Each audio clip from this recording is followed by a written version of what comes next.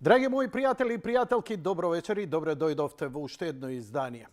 Јас сум Јанко Илковски, ова е Јади Бурек. Ги броиме ситно нашите изданија. Дали ќе бидат уште 20, 100, 150, времето ќе покаже и ќе се обидам максимално добро да ги искористам овие последни денови, ова последна ера во мојата кариера во емисијата Јади Бурек.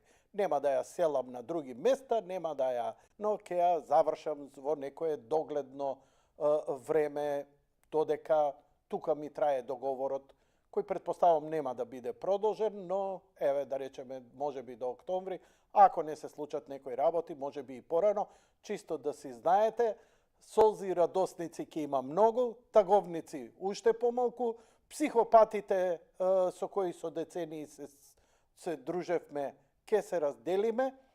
Мојата благодарност ќе биде огромна кон оние прекрасни рационални луѓе кои ми го осмислувавте и денот, и животот, и професијата ми ја разубавувавте со вашите убави размислувања, која велам убави, не мислам само на естетика, дури и кога спротиставено, но сепак ергономски компатибилно со здравиот рационален разум, со еден рационален израз, без оглед дали се согласувавме или не, туку буквално лепеа многу луѓе кои се јавува овдека, лепеа со и заинтересува со својата слоевитост, логичност, писменост, ораторски способности, но нели преовладуваат како и се друго во денешно време, психопатологијата на секојдневното јавување си преовладува. Вечерва што ќе правиме? Вечерва ќе грицкаме семки помеѓу две фудбалски утакмици, за кои се надевам искрено дека ќе ги следите, бидејќи немам некакви спонзори кои би требало да ве приволат, но кој ќе остане, нели, да останете на програмава, дури немам ни она джентлменска, останете на нашата програма. Правите што сакате. Буквално, не како вулгарност, туку како право на достоинствен избор. Што има бе да го гледам ја? Што има да гледам ТВ? Ма не гледам телевизија бе, ќе го шетам куќето. Но, ако останете, дозволете ми да си кажам една мала тирада пред да идеме со главната програма. Зашто се работи? Се работи за битката за цивилизацијата. Има многу аспекти зашто нашава цивилизација ќе пропадне. Многумина викаат Америка да пропадне, Америка да пропадне, Америка да пропадне. Но ние сме Америка. И ние пропаѓаме. Како го се согледува дали сме ние дел од западниот свет? Буквално по две работи. Првата и клучна работа, за која нема да навлегувам, е што Македонија е во бела смрт. Што значи тоа? Вас стварно и чуво не ви чуе. На човек не му е гајле за своите деца. Да му беше гајле за своите деца, нашите дедовци немаше онака да лапаат, не работат и земаат кредити и станови на 30 години до безвредност во златното време на Тито, нели? И затоа и кукаат. Зошто кукаме по Тито? Не работевме, а имавме сигурна плата. Кој не би го посакал тоа? И доаѓаат генерации кои што се учени емоционално дека не трудот, не работата, не пожртвуваноста, туку матењето е начинот како да си го поминеш животот. Но, секако не беа сите такви, но оние што сакаа да работат, си замина. И тој оди во Германија, работи од сабајле до вечер, ама си го чувствува благодетта на својот труд. И тој не може да се врати овде. Не може во оваа средина, затоа што тука ако се врати, ќе му мерат колку имал, колку немал, дали земал, дали бил ваков, дали бил таков. И тоа го мерат сите оние кои се крај неработници, а такви сме цела нација. Ние сакаме да јадеме гураби, сакаме да јадеме бурек, ама не и да работиме. Иако многу мина мислат дека тоа е работа. Знаете, сите се фасцинирате од Кина, сите се фасцинирате од Јапонија, Тајван, Кореја. Да имавте барем, да имавме барем 5% од нивната пожртвуваност кон општеството, кон компанијата, кон работата, ние ќе бевме сосема друго. И одма ќе рече, платите. Джуни, платите нивни биле многу подолго, помизерни него што се нашите. Па пак давале и придонесувале. И покрај тоа, нашите баби, прабаби, кои живееле во многу полоши услови, ни интернет, ни редовно струја, ни редовно снабдување, ни редовно со намирници, ни редовно снабдување со лекови и све, па пак имале повеќе деца. Зошто? Инстинктивно знаеле длабоко во себе дека многу детна фамилија е основа не само за преживување, туку за напредување. И дојдовме ние во златното доба и 2 деца, па зашто, чекај, сакам кола, сакам одмор. И многу е нормално. Не сме само ние. Цел Балкан, цела Европа, цел Запад е тоа. И луѓето, жените неќе да раѓаат, неќе да се врзува за дома. Ние жените не ги ослободивме, ние баравме да ни се машко нечисти, све ти раждај жена. Ја вика, чекај бе, вика, ја факултет завршувам, ти мене ќе ми кажеш што да правам. Thank you and fuck you. Ти ќе седиш у кафана цела ноќ, ја не смеам да се. Жените иделе у кафани. Па идат затоа што ти не си прибран од кафани. Кафани не отворија жените, ние отворивме. И сакам да кажам, тој е еден затворен круг, каде што прво побегнавме од црква. Бидејќи луѓе кои се во црква, во црковени, малце поинаку е нивниот дух. И знаат што значи и каква благодет и која божественост е се децата. Но, дури побогати, дури уште посиромашни, се едно. Но ние станавме фраери. Ние паричка не интересира. И окей е тоа.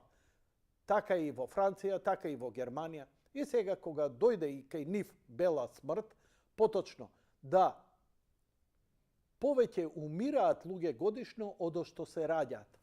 У овој момент да се пресече таа линија, во Грција е најстрашна ситуација, исто и во Бугарија. Имиграцијата е гола вода. Јас зборам за луѓето што се тук, Грција, Бугарија, Македонија, Србија, Косово, Албанија и така натаму. У овој момент да се пресече и да се почне со промил позитивен наталитет, 30 години од дупката нема да се излезе. Тоа се многу прости статистички модели, кои човек само ако ги погледне ќе му стане јасно. Ние сме думд. Германија и Франција тоа го сватија. Но што направија? Сватија дека не може да ги тераат германките да раѓаат деца, не може да ги тераат германците, педерлукот стана мејнстрим, не може да ги тераат да станат семејни луѓе, не може да ги тераат црква е, немој тоа со црква, и нормално недостасуваат луѓе. И сега богаташиве, мултмилиардериве викаат, чекај бе, кој ќе ни работи бе, брат? Све ова убаво. Бизнисите ги преселија у Кина. Зошто? Затоа што у Кина гинат за работа. Гинат за да се докажат. И таа Кина у овој момент има стагнација. Значи го достигна пикот на сето она што се вика наталитет. И веќе стагнира. Индија иде уште малце нагоре, и она ќе стагнира. И пазете, сега се продава една приказна, која секој втор македонец, кој мисли дека вака нешто знае, па коментира на Фейсбук, добро е да падне наталитетот и онака планетата е пренаселена. Планетата Земја ќе биде пренаселена кога ќе има 70 милиарди жители.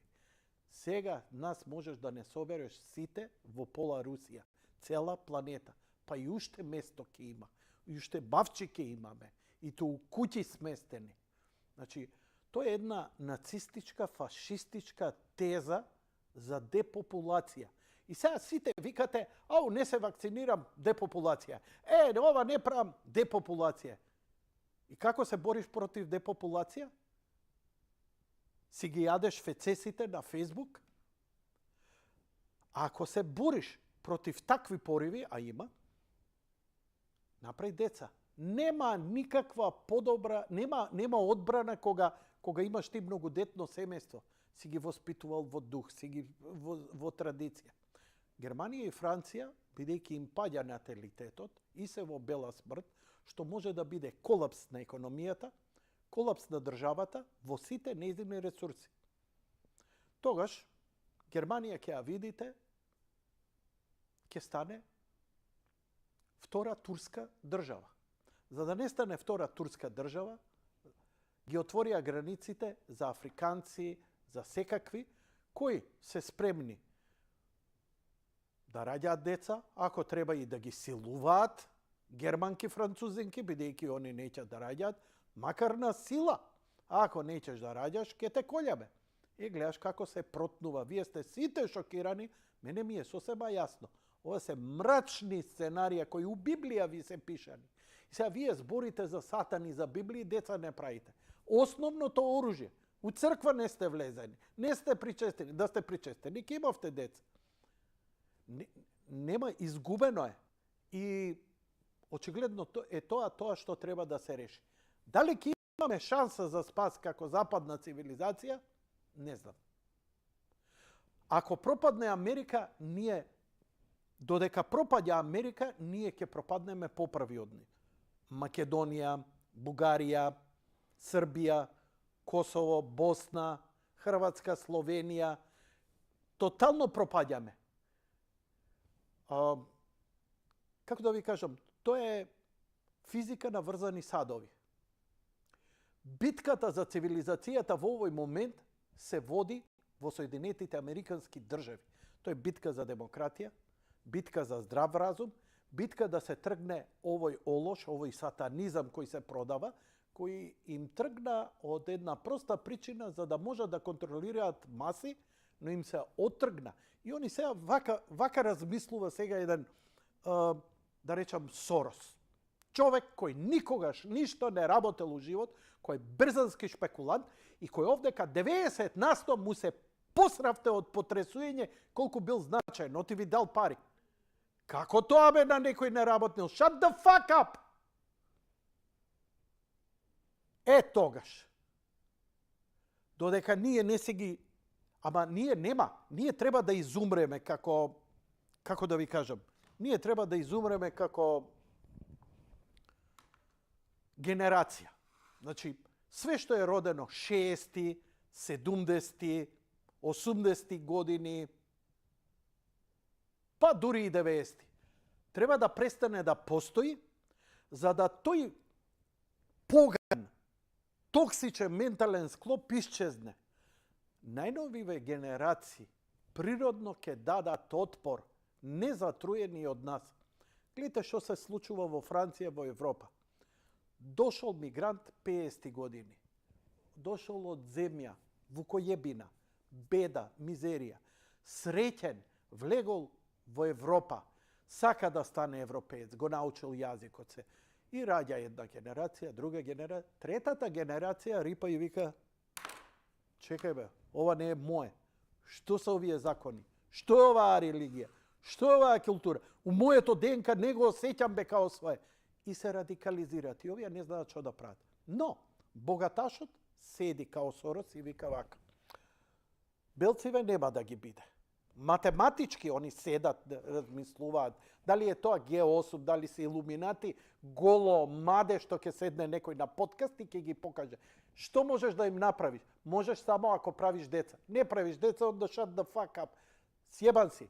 Победиле. Он вика вака: белциве, христијаниве, католициве, се помалце ги има. Се поише уживаат во убавиот живот, се помалце деца прават. Океј. Значи, ќе ни треба некој физичка работна сила. Ќе ни треба некој обновлива физичка работна сила која ќе може да ја одржува економијата. Вие не сваќате дека, знаете, се борите за македонскиот јазик. Кој ќе го говори македонскиот јазик за 30 години? Се плашевме дека албанците, еве ги албанците, и кај нив почнува да паѓа, жените се еманципира. Прво жена што се еманципира, вика, ја 6 деца, Бог да чува. Исто и македонките. 50-60 години, раѓа што раѓа и рекоа, што, сакам стан, сакам кола, сакам на Јадран секоја година, сакам у Грчка, сакам шопинг. И тоа е разбирливо, човечки, интимно, разбирливо. Но обштествено си носи последици. Знаете ли колку е минимум деца за да има минимален развој? 3 деца. Минимум 3 деца. 2 деца е стагнација. Секоја фамилија што има 2 деца е стагнација. Со ризик. Зошто? Може да почине, може да отиде девијантно, кој наркоман, кој ќе си промени пол па не сака да раѓа и така натаму. Имале добар инстинкт зашто раѓале по 6, по 7 деца. Затоа што шансата не само да преживееш ти, да преживее општеството, да преживее фамилијата, да преживеат блиските, роднините и фамилии, тоа ги одржувало, тоа им било војска, тоа било сила, тоа било помагање. Сега кому бе? Бидете среќни ако уште имате кој да ви дојде да ви чукне на врата, или сетете се какви беа славите пред 10-20 години, какви се денеска и колку луѓе ви доаѓаат. А кај мене е супер, одлично. А кај другите како е? Страшна е ситуацијата и последната битка се води во Америка. Америка што ќе се случи? Тоа ќе го почувствуваме во цел свет. Според Библијата ја мислам дека може би се последните денови. Се случуваат такви турмоил, паѓа цивилизацијата, но од друга страна гледам во арапскиот свет малце е поинаку. Во надалечниот исток е малце поинаку. Може би ниф им е пишено, бидејќи Бог не рекол христијани или будисти, а рекол луѓето. Сите сме за него. Не рекол македонци, осте ги што јадат, лапаат бумбари. Сите. Нема кај Бог македонци. Кога ќе умреш, никој нема да те праша што си бил. Дали си американец, француз, црн или бел. Духот е дух. Душата нема боја на кожа. Душата нема националност. Кога ќе ви влезе у тоа тиквите шупливи, може би ќе направите некаков отскок. Па дури и да направите, да се убедите себе си затоа што убедувањата влагаат у ДНК и се пренесуваат на други спонтано. Но може би се надевам како во Нију со архитектот кој му рече, вика, Смит се појави само затоа што си ти многу јак и позитивен заради баланс. И овој дисбаланс мора да донесе нешто такво. У овој момент богаташите седат и викаат, ќе увеземе за да имаме економија. Ние сме богаташи, милиарди имаме, ништо не ни може. Нема револуција која може да ги симне. И ќе дозволат револуција, и ќе изгинат сите белци, ама 100 пак ќе владеат со светот. Пак ќе примоти некој араб, некој црнец, ќе си направат такви друштва. И не е проблем. Проблем е што реалната политика го доживува својот хорор невиден во историски размери. Последен пат, кога го коментирав председателот Бајден на Соединетите Американски држави, беше кога се појави на погребот на британската кралица. И тоа е добра символика. Дојде, застана човекот и се прекрсти пред ковчегот. 2 сата го следев тој ивент, каде доаѓа Бекамови, Мекамови, овакви, онакви припотресени да покажат почит. Од сите политичари, од сите пришипленковци, еден Бајден се прекрсти. Бајден е стар, кутар човек, воспитан во христијански дух, кој одамна го загубил. И Бајден со последнава дебата, каде што дефинитивно она што го зборев со години, не само јас, ама јас го кажував овде, као моје мислење, не као пренесено мислење, дека тој човек има сериозни здравствени проблеми. Како може председателот на најголемата демократија, најголемата земја во свет и најмоćната земја во свет, со такви ментални проблеми, со такви здравствени проблеми да раководи? Но станува јасно дека он не е за тоа. Зад него е Обама, зад него е Клинтонови, зад него се сите оние мрачни, атеистички, сатанисти, како сакате, веќе е небитно како ќе ги именувате, затоа што тие зборови сатанизам ги користат луѓе кои се толку духовно сиромашни, толку немаат опит од црква, од Библија, кои сами си тумачат и сами си замислуваат да стануваат и они медиум за сатаната, ова е сатанизам, сатанизам. Лудило. Барем таквите ги затворавме, сега подкасти држат.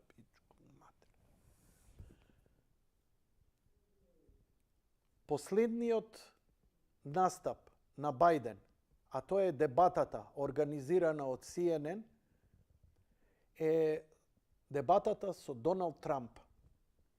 Дебатата е засенета од менталните способности кои ги има дефинитивно изгубено, иако е бил очигледно и на дрога, бустани, постојат лекови за церебрални малце крвотоци да се зголемат, да се рациото, да ти се отворат очи. Човеков има проблем сериозен. Не може една скала да помине. Но, заради тоа, сега се викам, зошто CNN толку беше културна спрема Доналд Трамп, зошто го изложи Бајден на такво нешто? И што направи? Стока, иста како американци се исти како македонци, исти како бугари, исти како греци, како овци ве стрижат. Таква глупа стока гледа у тоа и гледа тоа што ќе му се каже и тоа што ќе му речат, а не сам. Нема мисловен процес. Она што го збореше Трамп, она што го кажуваше Трамп, никој не го дебатира. А има таму клучни работи. Затоа јас вечерва одлучив интервјуто нема да го пуштам, но целата дебата помеѓу Доналд Трамп и господинот председател Бајден, која беше организирана на CNN, да ја изгледате. И да не се фокусирате на онаа греота, која искрено човечки и христијански и хумано треба да се жали, да ја сожалувате, да ја сожалувате и да се помолите. Оти он е жртва. Он е жртва. Но да не се занимавате со него, да се занимавате со пораките кои стигнуваат од Доналд Трамп, не заради Доналд Трамп, туку заради целата идеја. Што стои зад него? Што се залага? Затоа што еден Елон Маск е таму, цела републиканска партија е таму и пола Америка. На следните избори, ако биде Бајден, ќе им се случи нешто полошо него што на СДСМ му се случи. Иако еве го, Филипче го избраа пак. Бог да чува и да брани. Не им доаѓа памет. Не им доаѓа памет. Но, еве ја игранката, CNN го воздигнува сега Бајден дека е неспособен, за Трамп не се збори, кој растури на дебатата и сега кој ќе замени. Ја одамна се сомневав дека може во целава игранка да улета Обама. И тогаш ќе биде многу гадно. Еве ви ја саат и пол од студијата на CNN, дебатата помеѓу Трамп и Бајден. Толку од мене. Апсолутно. We're live from Georgia, a key battleground state in the race for the White House. In just moments, the current U.S. president will debate the former U.S. president as their party's presumptive nominees, a first in American history. We want to welcome our viewers in the United States and around the world to our studios in Atlanta. This is the CNN presidential debate. This debate is being produced by CNN and is coming to you live on CNN, CNN International, CNN.com, CNN Max, and CNN Espanol. This is a pivotal moment between President Joe Biden and former President Donald Trump in their rematch for the nation's highest office. Each will make his case to the American people with just over 4 months until Election Day. Good evening, I'm Dana Bash, anchor of CNN's Inside Politics and co-anchor of State of the Union. I'm Jake Tapper, anchor of CNN's The Lead and co-anchor of State of the Union. Dana and I will co-moderate this evening. Our job is to facilitate a debate between the two candidates tonight. Before we introduce them, we want to share the rules of the debate with the audience at home. Former President Trump will be on the left side of the screen. President Biden will be appearing on the right. A coin toss determined their positions. Each candidate will have 2 minutes to answer a question and 1 minute each for responses and rebuttals. An additional minute for follow-up, clarification, or response is at the moderator's discretion. When it's time for a candidate to speak, his microphone will be turned on and his opponent's microphone will be turned off. Should a candidate interrupt when his microphone is muted, he will be difficult to understand for viewers at home. At the end of the debate, each candidate will get 2 minutes for closing statements. There is no studio audience tonight.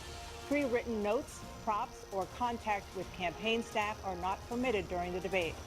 By accepting our invitation to debate, both candidates and their campaigns agreed to accept these rules. Now, please welcome the 46th President of the United States, Joe Biden. Folks, how are you?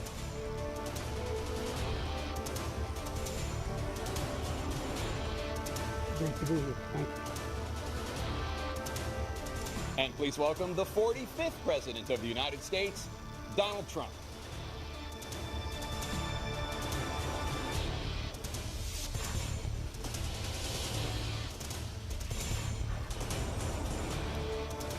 Gentlemen, thanks so much for being here. Let's begin the debate, and let's start with the issue that voters consistently say is their top concern, the economy. President Biden, inflation has slowed, but prices remain high. Since you took office, the price of essentials has increased. For example, a basket of groceries that cost $100 then now costs more than $120. And typical home prices have jumped more than 30%. What do you say to voters who feel they are worse off under your presidency than they were under President Trump? We got to take a look at what I was left when I became president and what Mr. Trump left me. We had an economy that was in free fall.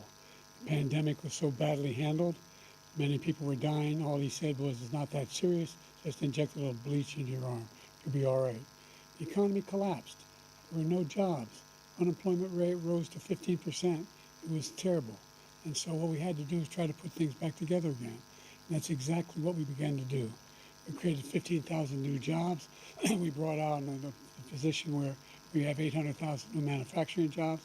But there's more to be done. There's more to be done. Working class people are still in trouble.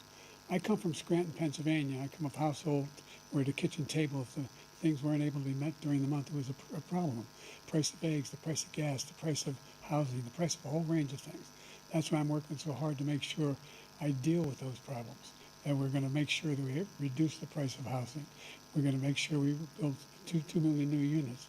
We're going to make sure we cap rents so corporate greed can't take over. The combination that I was left with in corporate greed is the reason why we're in this problem right now. In addition to that, we're in a situation where if you take a look at all that was done in his administration, he didn't do much at all.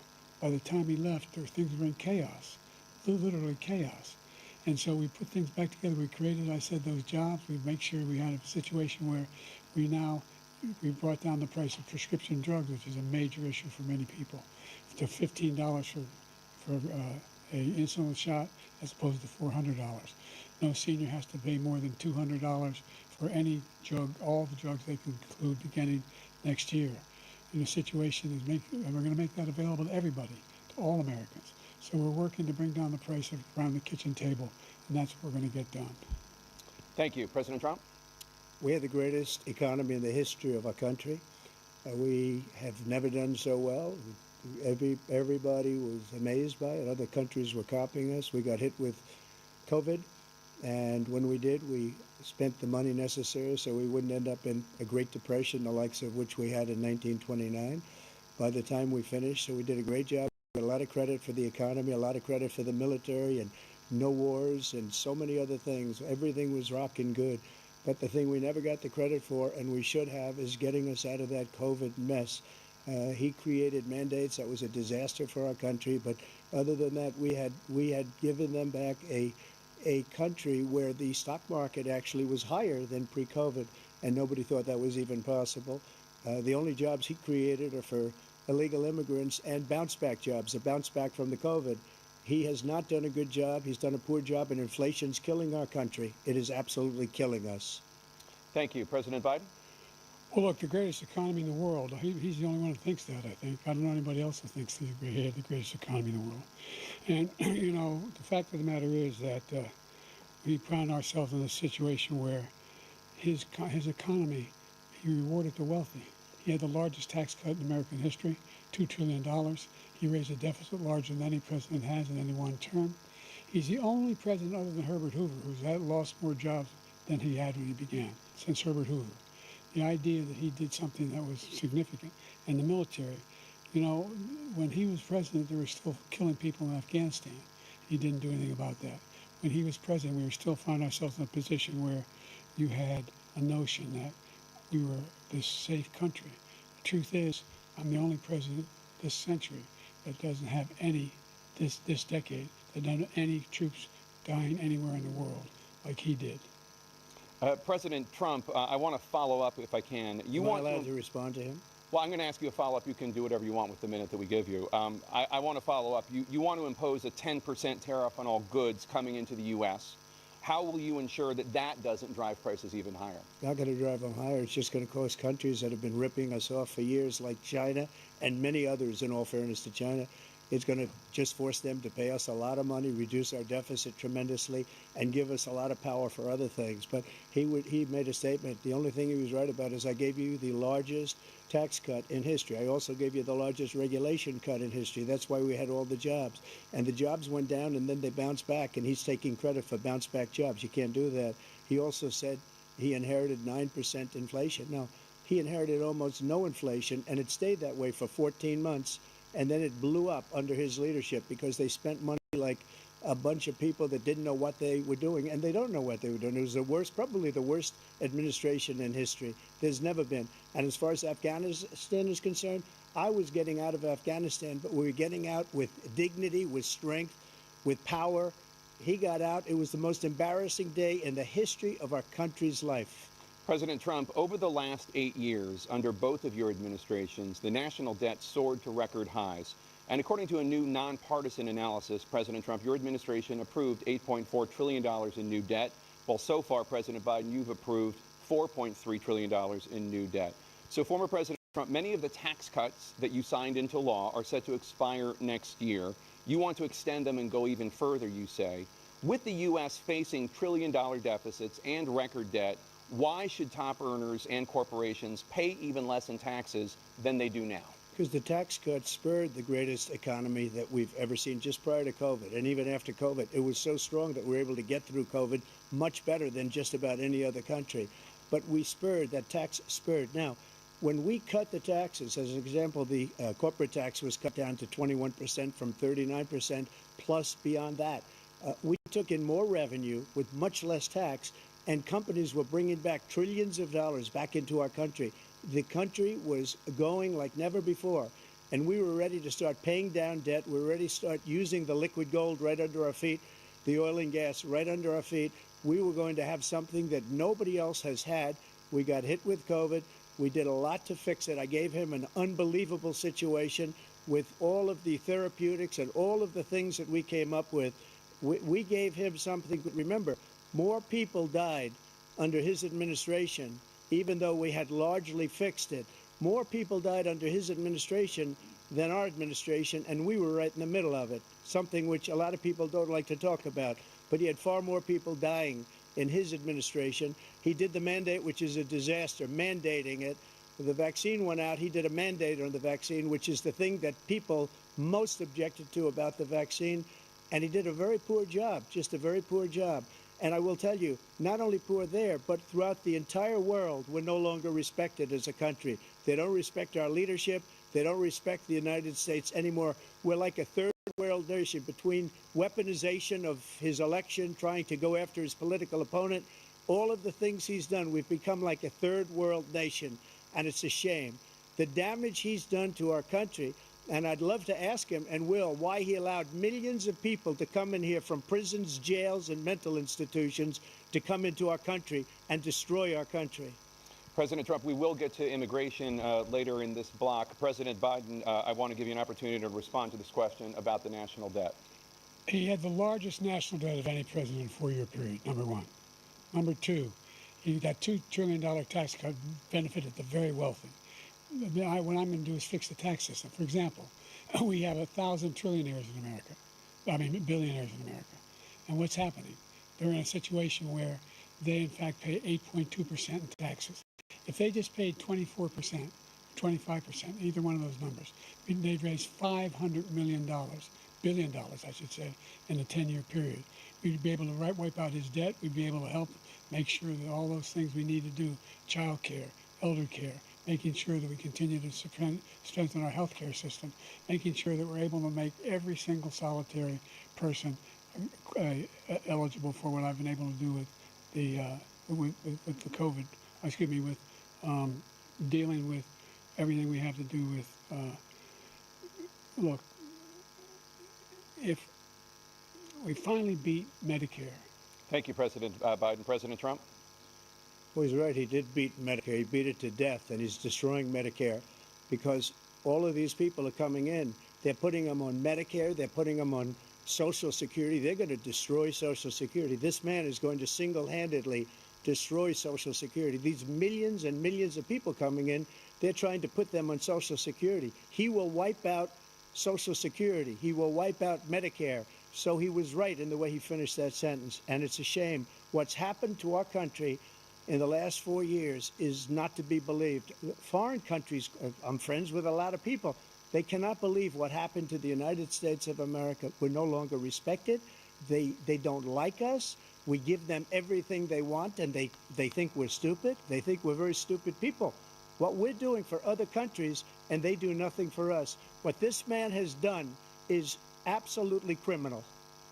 Thank you, President Trump. Dana? This is the first presidential election since the Supreme Court overturned Roe v. Wade. This morning, the court ruled on yet another abortion case, temporarily allowing emergency abortions to continue in Idaho, despite that state's restrictive ban. Former President Trump, you take credit for the decision to overturn Roe v. Wade, which returned the issue of abortion to the states. Correct. However, the federal government still plays a role in whether or not women have access to abortion pills. They're used in about 2/3 of all abortions. As president, would you block abortion medication? First of all, the Supreme Court just approved the abortion pill, and I agree with their decision to have done that, and I will not block it. And if you look at this whole question that you're asking, complex, but not really complex. 51 years ago, you had Roe v. Wade, and everybody wanted to get it back to the states. Everybody, without exception. Democrats, Republicans, liberals, conservatives, everybody wanted it back. Religious leaders. And what I did is I put 3 great Supreme Court justices on the court, and they happened to vote in favor of killing Roe v. Wade and moving it back to the states. This is something that everybody wanted. Now, 10 years ago or so, they started talking about how many weeks and how many this, getting into other things. But every legal scholar throughout the world, the most respected, wanted it brought back to the states. I did that. Now the states are working it out. If you look at Ohio, it was a decision that was, an end result that was a little bit more liberal than you would have thought. Kansas, I would say the same thing. Texas is different. Florida is different. But they're all making their own decisions right now. And right now, the states control it. That's the vote of the people. Like Ronald Reagan, I believe in the exceptions. I am a person that believes. And frankly, I think it's important to believe in the exceptions. Some people, you have to follow your heart. Some people don't believe in that. But I believe in the exceptions for rape, incest, and the life of the mother. I think it's very important. Some people don't. Follow your heart. But you have to get elected also, and because that has to do with other things. You got to get elected. The problem they have is they're radical because they will take the life of a child in the 8th month, the 9th month, and even after birth. After birth, if you look at the former governor of Virginia, he was willing to do this. He said, we'll put the baby aside and we'll determine what we do with the baby, meaning we'll kill the baby. What happened is we brought it back to the states, and the country is now coming together on this issue. It's been a great thing. Thank you. President Biden? It's been a terrible thing, what you've done. The fact is that the vast majority of constitutional scholars supported Roe when it was decided. Supported Roe. And that's this idea that they were all against it is just ridiculous. And this is the guy who says the state should be able to have it. We're in a state where in 6 weeks, you don't even know whether you're pregnant or not, but you cannot see a doctor and have him decide on what your circumstances are, whether you need help. The idea that states are able to do this is a little like saying we're going to turn civil rights back to the states, let each state have a different rule. Look, there's so many young women who have been, including a young woman who just was murdered, and he went to the funeral. The idea that she was murdered by an immigrant coming in, they talk about that. But here's the deal: there's a lot of young women who are being raped by their in-laws, by their spouses, brothers and sisters, it's just ridiculous, and they can do nothing about it. And they try to arrest them when they cross state lines. Thank you. There have been many young women murdered by the same people he allows to come across our border. We have a border that's the most dangerous place anywhere in the world, considered the most dangerous place anywhere in the world. And he opened it up, and these killers are coming into our country, and they are raping and killing women. And it's a terrible thing. As far as the abortion is concerned, it is now back with the states. The states are voting. In many cases, it's frankly a very liberal decision. In many cases, it's the opposite. But they're voting, and it's bringing it back to the vote of the people, which is what everybody wanted, including the founders, if they knew about this issue, which frankly they didn't. But they would have, everybody wanted brought back. Ronald Reagan wanted it brought back. He wasn't able to get it. Everybody wanted it brought back, and many presidents had tried to get it back. I was the one to do it. And again, this gives it the vote of the people, and that's where they wanted it. Every legal scholar wanted it that way. Staying on the topic of abortion, President Biden, 7 states, I'll let you do that. This is the same topic. 7 states have no legal restrictions on how far into a pregnancy a woman can obtain an abortion. Do you support any legal limits on how late a woman should be able to terminate a pregnancy? I supported Roe v. Wade, which had 3 trimesters. First time is between the woman and the doctor. Second time is between the doctor and an extreme situation. The third time is between the doctor, between the woman and the state. The idea that the politicians, that the founders wanted the politicians to be the ones making decisions about a woman's health is ridiculous. That's the last. No politician should be making that decision. A doctor should be making those decisions. That's how it should be run. That's what you're going to do. And if I'm elected, I'm going to restore Roe v. Wade.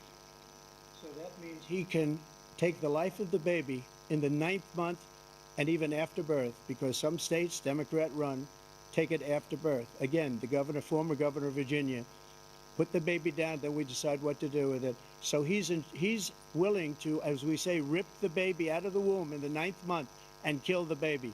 Nobody wants that to happen, Democrat or Republican. Nobody wants it to happen. That is simply not true. The Roe v. Wade does not provide for that. That's not the circumstance. Only a woman's life is in danger. She's going to die. That's the only circumstance in which that can happen. But we are not for late-term abortion, period. Period, period. Under Roe v. Wade, you have late-term abortion. You can do whatever you want, depending on the state. You can do whatever you want. We don't think that's a good thing. We think it's a radical thing. We think the Democrats are the radicals, not the Republicans. For 51 years, that was the law. 51 years, constitutional scholarship said it was the right way to go. 51 years, and it was taken away because this guy put very conservative members on the Supreme Court. He takes credit for taking it away. What's he going to do? What's he going to do, in fact, if the MAGA Republicans, he gets elected, and the MAGA Republicans control the Congress, and they pass a universal ban on abortion, period, across the board, at 6 weeks or 7 or 8 or 10 weeks, something very, very conservative.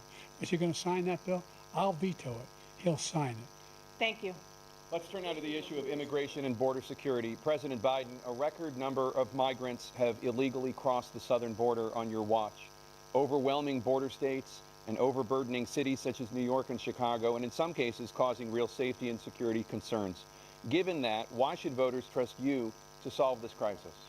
Because we worked very hard to get a bipartisan agreement that not only changed all of that, it made sure that we are in a situation where you had no circumstance where they could come across the border with the number of border police there are now. We significantly increased the number of asylum officers. Significantly, by the way, the Border Patrol endorsed my position. In addition to that, we found ourselves in a situation where when he was president, he was separating babies from their mothers, putting them in cages, making sure the families were separated. That's not the right way to go. What I've done since I've changed the law, what's happened? I've changed it in a way that now you're in a situation where there are 40% fewer people coming across the border illegally. It's better than when he left office. And I'm going to continue to move until we get the total ban on the total initiative relative to what we can do with more Border Patrol and more asylum officers. President Trump? I really don't know what he said at the end of that sentence. I don't think he knows what he said either. Look, we had the safest border in the history of our country. The border, all he had to do was leave it. All he had to do was leave it. He decided to open up our border, open up our country to people that are from prisons, people that are from mental institutions, insane asylum, terrorists. We have the largest number of terrorists coming into our country right now, all terrorists, all over the world, not just in South America, all over the world. They come from the Middle East, everywhere. All over the world they're pouring in. And this guy just left it open. And he didn't need legislation because I didn't have legislation. I said, close the border. We had the safest border in history.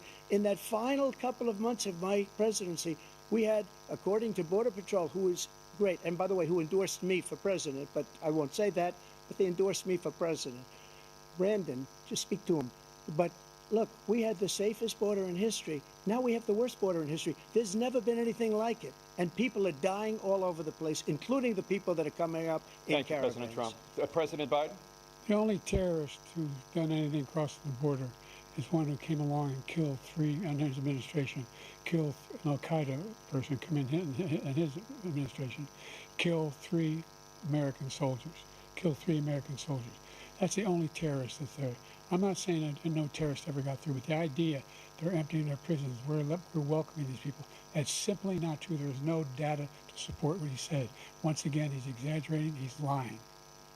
President Trump, staying on the topic of immigration, you've said that you're going to carry out, quote, the largest domestic deportation operation in American history, unquote. Does that mean that you will deport every undocumented immigrant in America, including those who have jobs, including those whose spouses are citizens, and including those who have lived here for decades? And if so, how will you do it? Just 1 second. He said we killed three people. The people we killed are al-Baghdadi and Soleimani, the two greatest terrorists, biggest terrorists anywhere in the world. And it had a huge impact on everything, not just border, on everything.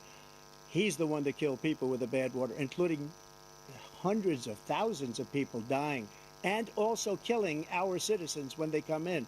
We are living right now in a rat's nest. They're killing our people in New York, in California, in every state in the union, because we don't have borders anymore. Every state is now a border. And because of his ridiculous, insane, and very stupid policies, people are coming in and they're killing our citizens at a level that we've never seen. We call it migrant crime. I call it Biden migrant crime.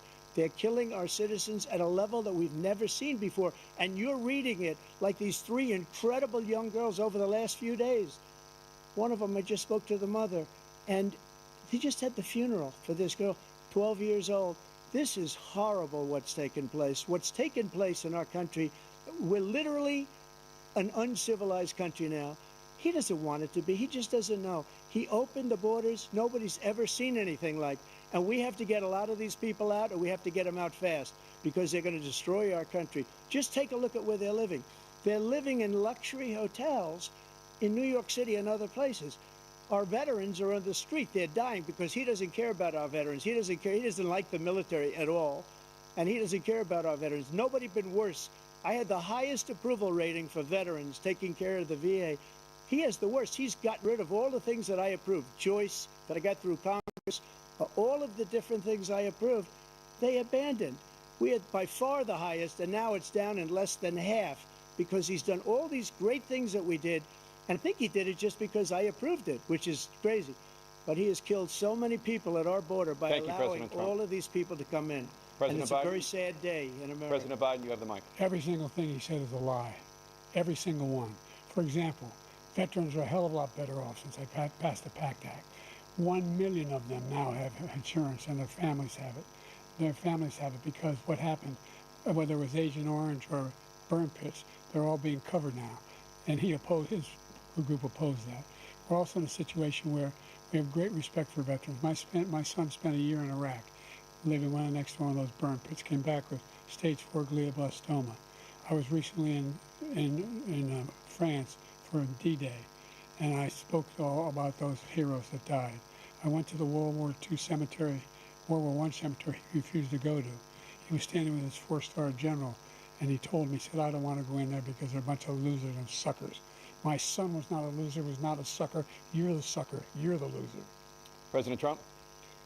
First of all, that was a made-up quote, suckers and losers. They made it up. It was in a third-rate magazine that's failing, like many of these magazines. He made that up. He put it in commercials. We've notified him. We had 19 people that said I didn't say it. And think of this. Who would say I'm at a cemetery or I'm talking about our veterans? Because nobody's taken better care. I'm so glad this came up, and he brought it up. There's nobody that's taken better care of our soldiers than I have.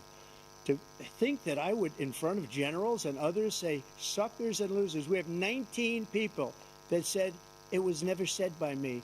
It was made up by him, just like Russia was made up, just like the 51 intelligence agents are made up, just like the new thing with the 16 economists are talking. It's the same thing. 51 intelligence agents said that the laptop was Russia disinformation. It wasn't. That came from his son, Hunter. It wasn't Russia disinformation. He made up the suckers and losers, so he should apologize to me right now. 4-star general standing to your side was on your staff who said you said it, period. That's number one. And number two, the idea that I have to apologize to you for anything along the line. We've done more for veterans than any president has in American history. And they now are their family. The only sacred obligation we have as a country is to care for our veterans when they come home and their families and equip them when they go to war. That's what we're doing. That's what the VA is doing now. They're doing more for veterans than ever before in our history. All right, thank you so much. Let's move to the topic of foreign policy. I want to begin with Russia's war against Ukraine, which is now in its 3rd year. Former President Trump, Russian President Vladimir Putin says he'll only end this war if Russia keeps the Ukrainian territory it has already claimed and Ukraine abandons its bid to join NATO. Are Putin's terms acceptable to you? First of all, our veterans and our soldiers can't stand this guy. They can't stand him. They think he's the worst commander-in-chief, if that's what you call him, that we've ever had. They can't stand him. So let's get that straight. And they like me more than just about any of them. And that's based on every single bit of information. As far as Russia and Ukraine, if we had a real president, a president that knew, that was respected by Putin, he would have never invaded Ukraine. A lot of people are dead right now, much more than people know. You know, they talk about numbers. You can double those numbers, maybe triple those numbers. He did nothing to stop it. In fact, I think he encouraged Russia from going in. I'll tell you what happened. He was so bad with Afghanistan. It was such a horrible embarrassment, most embarrassing moment in the history of our country, that when Putin watched that and he saw the incompetence, that he should have fired those generals, like I fired the one that you mentioned. And so he's got no love lost. But he should have fired those generals. No general got fired for the most embarrassing moment in the history of our country, Afghanistan, where we left billions of dollars of equipment behind. We lost 13 beautiful soldiers, and 38 soldiers were obliterated. And by the way, we left people behind, too. We left American citizens behind. When Putin saw that, he said, you know what? I think we're going to go in and maybe take this was his dream. I talked to him about it, his dream. The difference is he never would have invaded Ukraine, never. Just like Israel would have never been invaded in a million years by Hamas. You know why? Because Iran was broke with me. I wouldn't let anybody do business with them. They ran out of money. They were broke. They had no money for Hamas. They had no money for anything. No money for terror. That's why you had no terror at all during my administration. This place, the whole world is blowing up under him. President Biden? I've never heard so much malarkey in my whole life. Look, the fact of the matter is that we're in a situation where, let's take the last point first.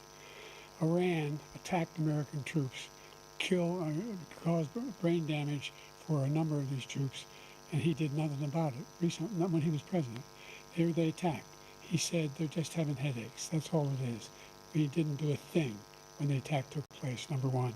Number two, we got over 100,000 Americans and others out of Afghanistan during that airlift.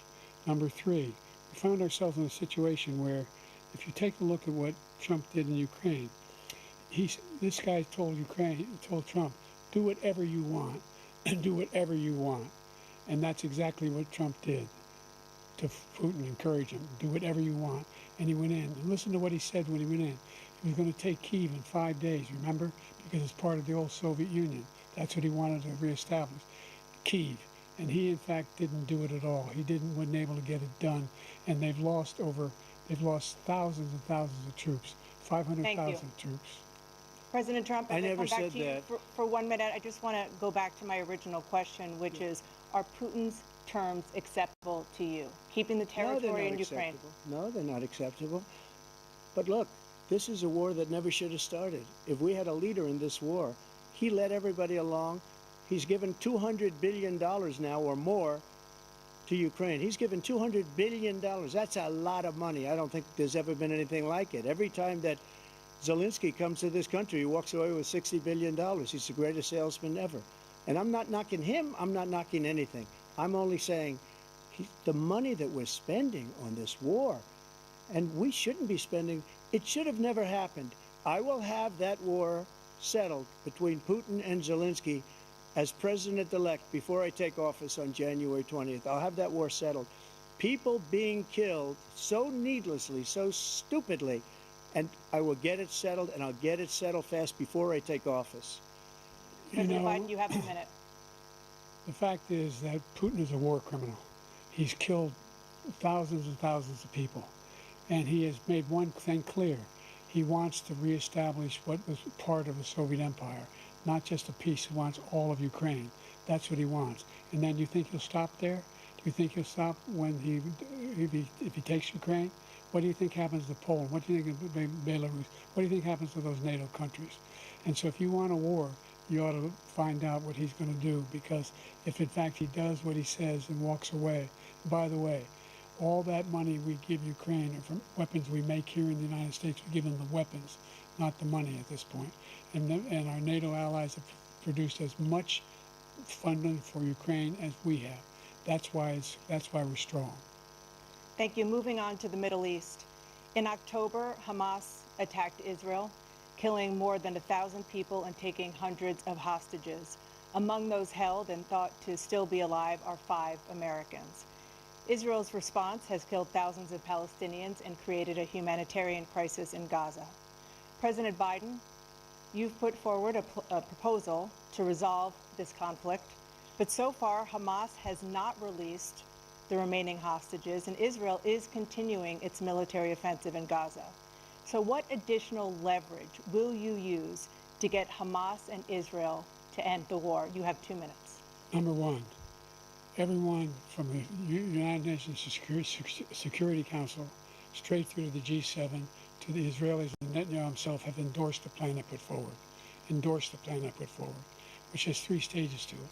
The first stage is trade the hostages for a ceasefire. Second phase is a ceasefire with additional conditions. The third phase is the end of the war. The only one who wants the war to continue is Hamas, number one. They're the only ones standing out. We're still pushing hard to get them to accept. In the meantime, what's happened? In Israel, we're finding that the only thing I've denied Israel was 2,000-pound bombs. They don't work very well in populated areas. They kill a lot of innocent people. We're providing Israel with all the weapons they need and when they need them. And by the way, I'm the guy that organized the world against Iran when they had a full-blown intercontinental ballistic missile attack on Israel. No one was hurt. No one Israeli was accidentally killed, and it just stopped. We saved Israel. We are the biggest producer of support for Israel of anyone in the world. And so there are two different things. Hamas cannot be allowed to be continued. We continue to send our experts and our intelligence people as to how they can get Hamas like we did bin Laden. You don't have to do it. And by the way, they've been greatly weakened, Hamas, greatly weakened, and they should be. They should be eliminated. But you've got to be careful for using certain weapons among population centers. Just going back to Ukraine for 1 second. We have an ocean separating us. The European nations together have spent 100 billion, or maybe more than that, less than us. Why doesn't he call them and say, you got to put up your money like I did with NATO? I got them to put up hundreds of billions of dollars. The Secretary General of NATO said Trump did the most incredible job I've ever seen. They wouldn't have any, they were going out of business. We were spending almost 100% of the money was paid by us. He didn't do that. He's getting all, you got to ask these people to put up the money. We're over $100 billion more spent, and it has a bigger impact on them because of location, because we have an ocean in between. You got to ask them. As far as Israel and Hamas, Israel's the one that wants to go. He said the only one that wants to keep going is Hamas. Actually, Israel is the one, and you should let him go and let him finish the job. He doesn't want to do it. He's become like a Palestinian, but they don't like him because he's a very bad Palestinian. He's a weak one. President Biden, you have a minute. I've never heard so much foolishness. This is a guy who wants to get out of NATO. Are you going to stay in NATO? He's going to pull out of NATO. The idea that we have, our strength lies in our alliances as well. It may be a big ocean, but we're ever able to avoid a war in Europe, a major war in Europe? What happens if, in fact, you have Putin continue to go into NATO? We have an Article 5 agreement. Attack on one is attack on all. If you want to start the nuclear war he keeps talking about, go ahead. Let Putin go in and control Ukraine and then move on to Poland and other places. See what happens then. He has no idea what the hell he's talking about. And by the way, I got 50 other nations around the world to support Ukraine, including Japan and South Korea, because they understand that this kind of dislocation has a serious threat to the whole world peace. No major war in Europe has ever been able to be contained just to Europe. President Trump, just to follow up, would you support the creation of an independent Palestinian state in order to achieve peace in the region? I'd have to see, but before we do that, the problem we have is that we spend all the money. So they kill us on trade. I made great trade deals with the European nations because if you add them up, they're about the same size economically. Their economy is about the same size as the United States. And they were no cars, they don't want anything that we have, but we're supposed to take their cars, their food, their everything, their agriculture. I changed that. But the big thing I changed is they don't want to pay. And the only reason that he can play games with NATO is because I got them to put up hundreds of billions of dollars. I said, and he's right about this, I said, no, I'm not going to support NATO if you don't pay. They asked me that question, would you guard us against Russia? At a very secret meeting of the 28 states at that time, nations at that time. And they said, no, if you don't pay, I won't do that. And you know what happened? Billions and billions of dollars came flowing in the next day and the next months. But now we're in the same position. We're paying everybody's bills. Let's turn to the issue of democracy. Former President Trump, I want to ask you about January 6, 2021. After you rallied your supporters that day, some of them stormed the Capitol to stop the constitutionally mandated counting of electoral votes. As president, you swore an oath to, quote, preserve, protect, and defend, unquote, the Constitution. What do you say to voters who believe that you violated that oath through your actions and inaction on January 6th and worry that you'll do it again? Well, I don't think too many believe that. And let me tell you about January 6th. On January 6th, we had a great border. Nobody coming through, very few. On January 6th, we were energy independent. On January 6th, we had the lowest taxes ever. We had the lowest regulations ever. On January 6th, we were respected all over the world. All over the world, we were respected. And then he comes in, and we're now laughed at. We're like a bunch of stupid people.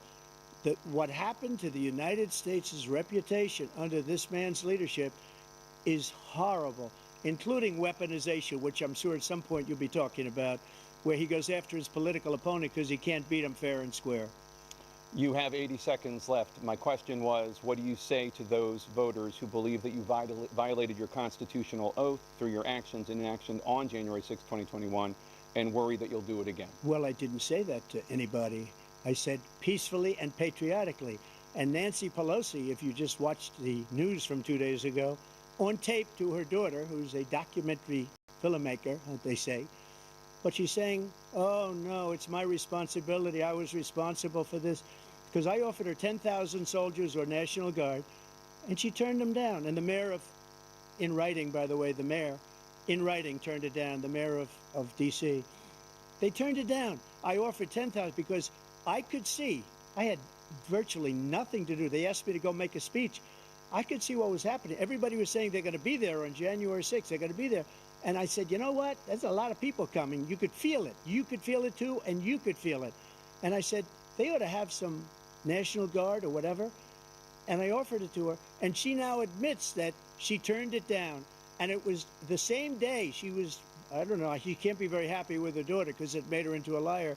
She said, I take full responsibility for January 6th. President Biden? Look, he encouraged those folks to go up on Capitol Hill, number one.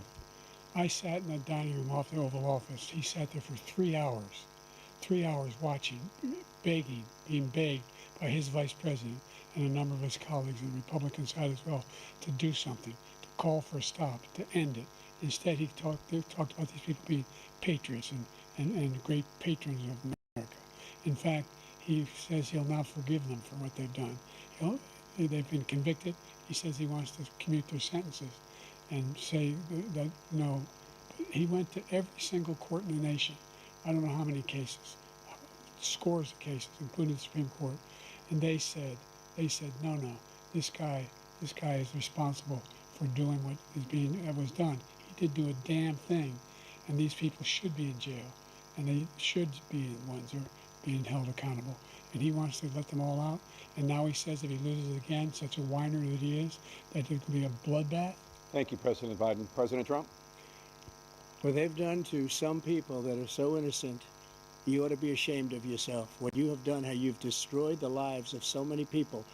When they ripped down Portland, when they ripped down many other cities, you go to Minnesota, Minneapolis, what they've done there, with the fires all over the city. If I didn't bring in the National Guard, that city would have been destroyed. When you look at all of they took over big chunks of Seattle. I was all set to bring in the National Guard. They heard that, they saw them coming, and they left immediately. What he said about this whole subject is so off. Peacefully patriotic. One other thing, the Unselect Committee, which is basically two horrible Republicans that are all gone now, out of office, and Democrats, all Democrats, they destroyed and deleted all of the information they found because they found out we were right. We were right. And they deleted and destroyed all of the information. They should go to jail for that. If a Republican did that, they'd go to jail. Thank you, President Trump. President Biden, I want to give you a minute. The only person on this stage is a convicted felon is the man I'm looking at right now.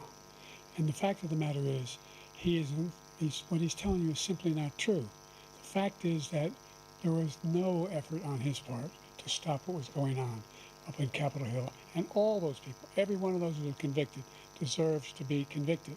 The idea that they didn't kill somebody, just went in and broke down doors, broke the windows, occupied offices, turned over desks, turned them over statues. The idea that those people are patriots? Come on. When I asked him the first two debates we had, first time around, I said, will you denounce the Proud Boys? He said, no, I'll tell them to stand by. The idea he's refusing, will you denounce these guys? Will you denounce the people we're talking about now? Will you denounce the people who attacked that Capitol? What are you going to do? I'm going to give you a minute, President Trump, for a follow-up question I have.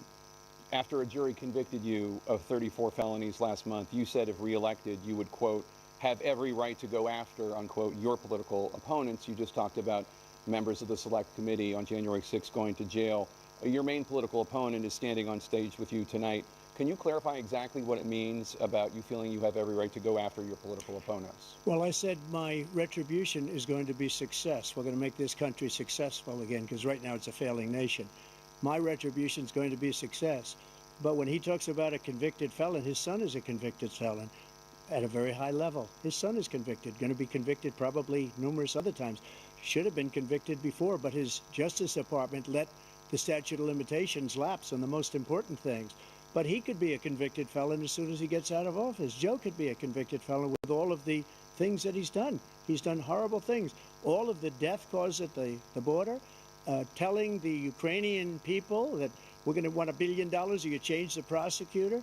Otherwise, you're not getting $1 billion. If I ever said that, that's quid pro quo.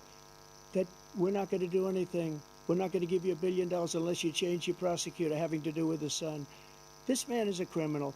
This man, you're lucky. You're lucky. I did nothing wrong. We'd have a system that was rigged and disgusting. I did nothing wrong. Thank you, President Trump. President Biden, you have said, I'm coming right to you, sir. Well, you want to respond? Go ahead. I'll give you a minute to respond. The idea that I did anything wrong relative to what you're talking about is outrageous. It's simply a lie, number one. Number two, the idea that you have a right to seek retribution against any American just because you're president is wrong. It's simply wrong. No president's ever spoken like that before. No president in our history has spoken like that before. Number three, the crimes that you are still charged with, and think of all the civil penalties you have. How many billions of dollars do you owe in civil penalties for molesting a woman in public, for doing a whole range of things, of having sex with a porn star on the night while your wife was pregnant? I mean, what are you talking about? You have the morals of an alley cat. Give you a minute, sir. I didn't have sex with a porn star, number one. Number two, that was a case that was started and moved. They moved a high-ranking official, a DOJ, into the Manhattan DA's office to start that case. That case is going to be appealed and won. We had a very terrible judge, a horrible judge, Democrat. The prosecutor were all high-ranking Democrats, appointed people, and both the civil and the criminal. He basically went after his political opponent because he thought it was going to damage me. But when the public found out about these cases, because they understand it better than he does, he has no idea what these cases are. But when they found out about these cases, you know what they did? My poll numbers went up, way up. You know that because you're reporting it. And we took in more money in the last 2 weeks than we've ever taken in the history of any campaign. I don't think any campaign has ever taken. Hundreds of millions of dollars came pouring in because the public knows it's a scam and it's a guy that's after his political opponent because he can't win fair and square. Thank you, President Trump. President Biden, you have said, quote, Donald Trump and his MAGA Republicans are determined to destroy American democracy. Do you believe that the tens of millions of Americans who are likely to vote for President Trump will be voting against American democracy? The more they know about what he's done, yes. The more they know about what he's done. And there's a lot more coming. He's got a lot of cases down the road coming around. He's got a whole range of issues he has to face. I don't know what the juries will do, but I do know he has a real problem. And so the fact that, could you ever think you hear any president say that I'm going to seek retribution? Do you ever hear any president say that I thought Hitler had some good ideas? What got me involved to run in the first place after my son had died, I decided in Iraq, because of Iraq, I said I wasn't going to run again until I saw what happened in Charlottesville, Virginia. People coming out of the woods carrying swastikas on torches, and singing the same anti-Semitic bile they sang when back in Germany. And the young woman got killed. I spoke to the mother, and they asked him. They said, "What do you think of those people? The people the ones who got killed, the one who tried to stop it, and the ones," he said, "I think they're fine people on both sides."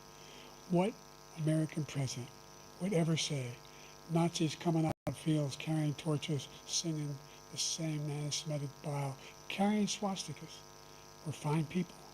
And this is the guy who says Hitler's done some good things. I'd like to know what they are. The good things Hitler's done, that's what he said.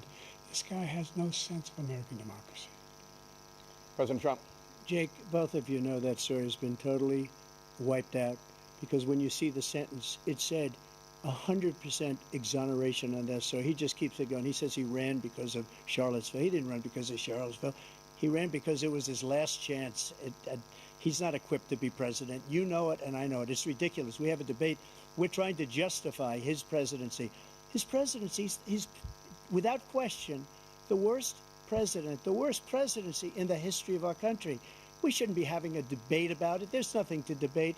He made up the Charlottesville story, and you'll see it's debunked all over the place. Every anchor has, every reasonable anchor has debunked it. And just the other day it came out where it was fully debunked. It's a nonsense story. He knows that, and he didn't run because of Charlottesville. He used that as an excuse to run. President Biden? And debunked. It happened. All you have to do is listen to what was said at the time. And the idea that somehow that's the only reason I ran. I ran because I was worried a guy like this guy could get elected. If he thought they were good people coming out of that forest, carrying those woods, carrying those torches, then he didn't deserve to be president. Didn't deserve to be president at all. And the idea that he's talking about all this being fabricated, we saw with our own eyes. We saw what happened on January 6th. We saw the people breaking through the windows. We saw people occupying his own vice president. Look, there's a reason why 40 of his 44 top cabinet officers refused to endorse him this time. His vice president hasn't endorsed him this time. So why? Why? They know him well. They serve with him. Why are they not endorsing him? Thank you, President Biden. We're going to be right back with more from the CNN presidential debate.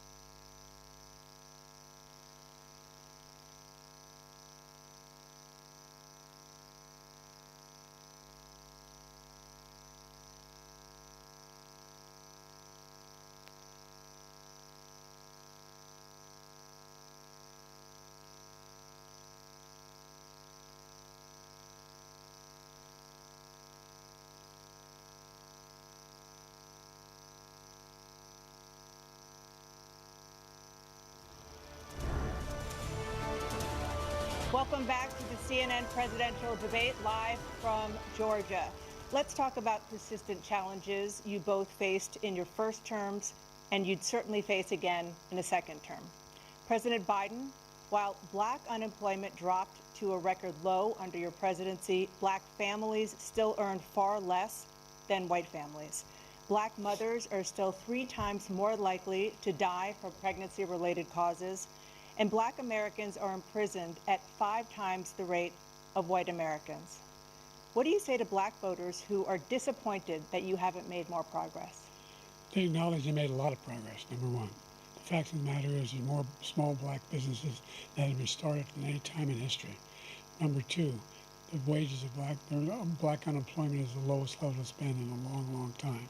Number three, we're trying to provide housing for black Americans and dealing with the segregation that exists among these corporations that collude to keep people out of their houses.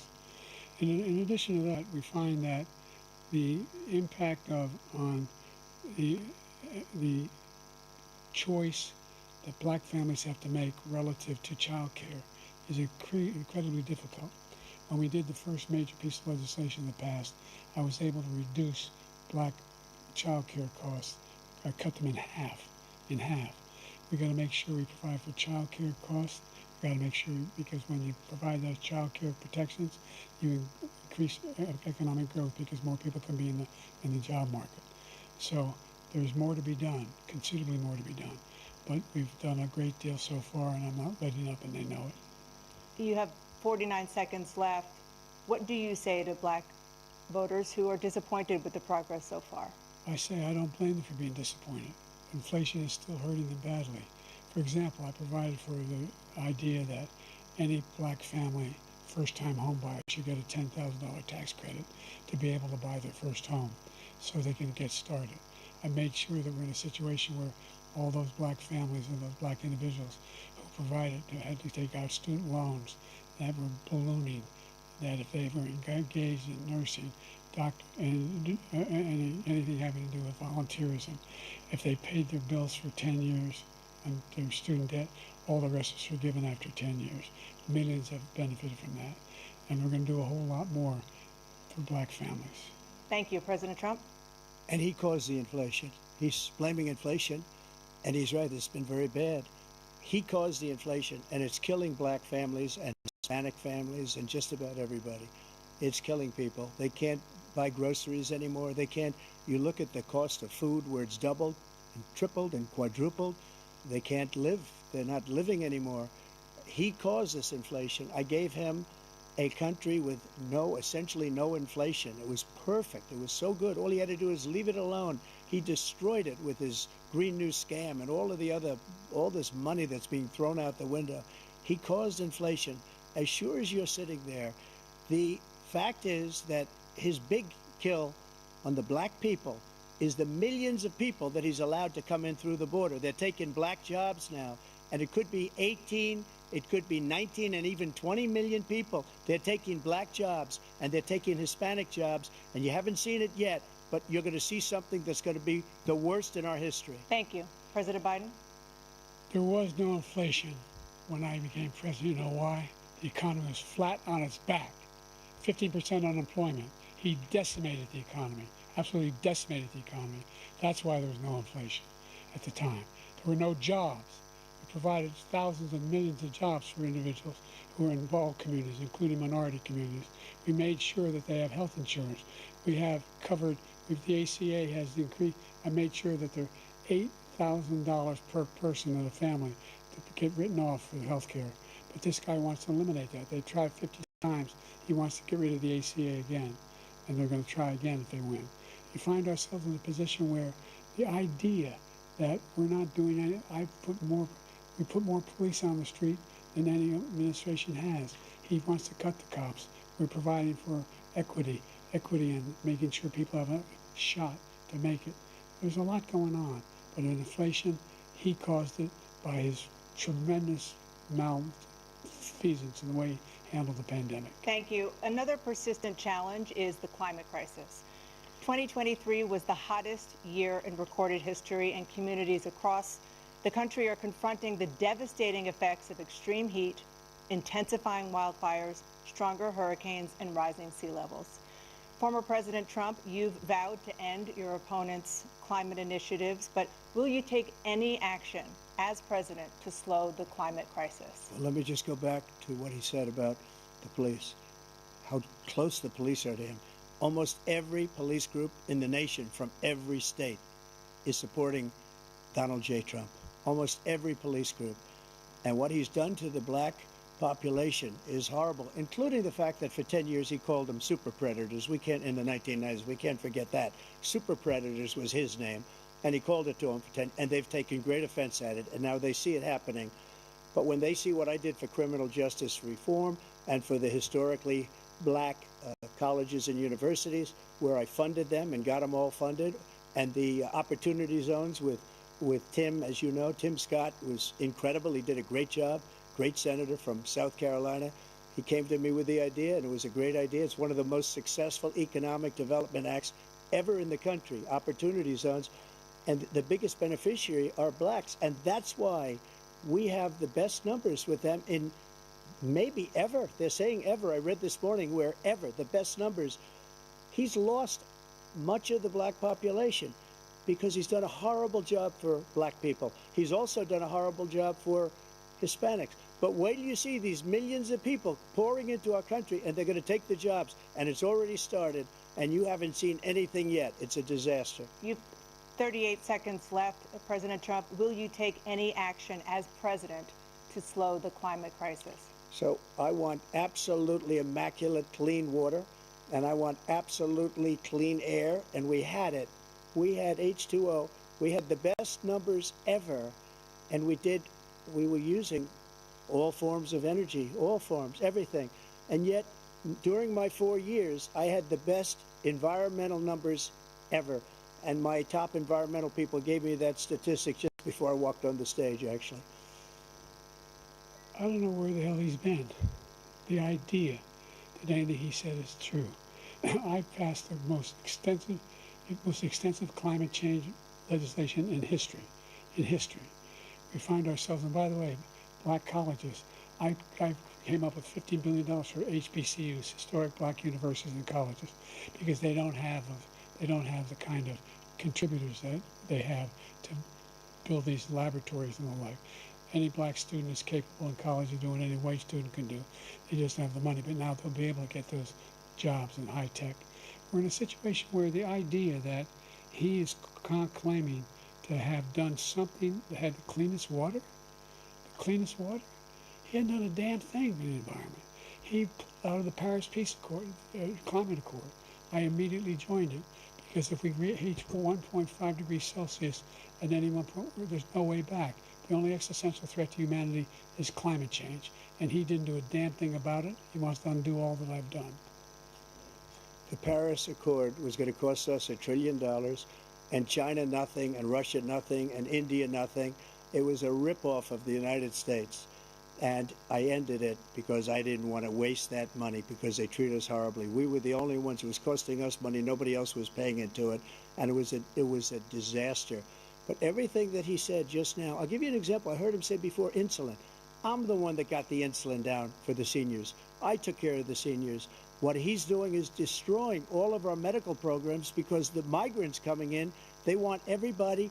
And look, I have the biggest heart on the stage, I guarantee you that. And I want to take care of people. But we're destroying our country. They're taking over our schools, our hospitals, and they're going to be taking over Social Security. He is destroying Social Security, Medicare, and Medicaid. The idea is that we, in fact, we were the only ones of consequence who were not members of the Paris Accord. How can we do anything if we're not able to, the United States can't get its under control? One of the largest polluters in the world, number one. We're making significant progress. By 2035, we will have cut pollution in half. We have made significant progress, and we're continuing to make progress. We set up a climate corps for thousands of young people to learn how to deal with climate, just like the Peace Corps. And we're moving in directions that are going to significantly change the elements of cause of pollution. But the idea that he claims that He has the biggest heart up here, and he's really concerned about pollution and about climate. I've not seen any indication of that. And by the way, with regard to prescription drugs, one company agreed that they would reduce the price to $35, which I was calling for, one, voluntarily. I made sure every company in the world, every pharmaceutical company, cannot have to pay. Thank you. And by the way, So every day, millions of Americans struggle just to make ends meet. For many older Americans, Social Security provides a critical lifeline. President Biden, if nothing is done to Social Security, seniors will see their benefits cut in just over 10 years. Will you name tonight one specific step that you're willing to take to keep Social Security solvent? yes, make the very wealthy begin to pay their fair share. Right now, everybody making under $170,000 pays 6% of their income, of their paycheck, every single time they get a paycheck from the time the first one they get when they're 18 years old. The idea that they're gonna, I'm proposing that everybody, they pay, the millionaires pay 1%. So no one I would not raise the cost of Social Security for anybody under $400,000. After that, I began to make the wealthy begin to pay their fair share by increasing from 1% beyond to be able to guarantee the program for life. So you still have 82 seconds left. Are there any other measures that you think that would be able to help keep Social Security solvent, or is that one enough? Well, no, that one enough will keep it solvent, but the biggest thing I'll do if we defeat this man, because he wants to get rid of Social Security. He thinks there's plenty to cut in Social Security. He's wanting to cut Social Security and Medicare, both times. And and if you look at the program put forward by the House Republican caucus that I believe supports, is in fact want to cut it as well. The idea that we don't need to protect our seniors is ridiculous. And by the way, the American public has greater health care coverage today than ever before. And under the ACA, as I said, we're in a circumstance where 400,000 people, 40 million people would not have insurance because they have a pre-existing condition. Only thing that allows them to have that insurance is the fact that they in fact are part of the ACA.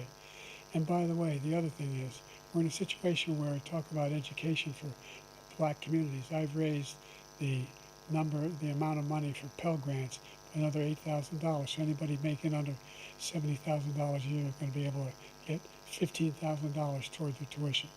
He just doesn't know what he's talking about. Thank you, President Biden. President Trump.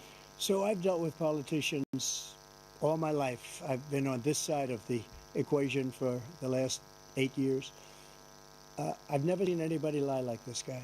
He lies. I've never seen it. He can look you in the face. About so many other things too. And we mentioned the laptop. We mentioned Russia, Ukraine. Everything he does is a lie. It's misinformation and disinformation. The losers and suckers story that he made up is a total lie on the military. It's a disgrace.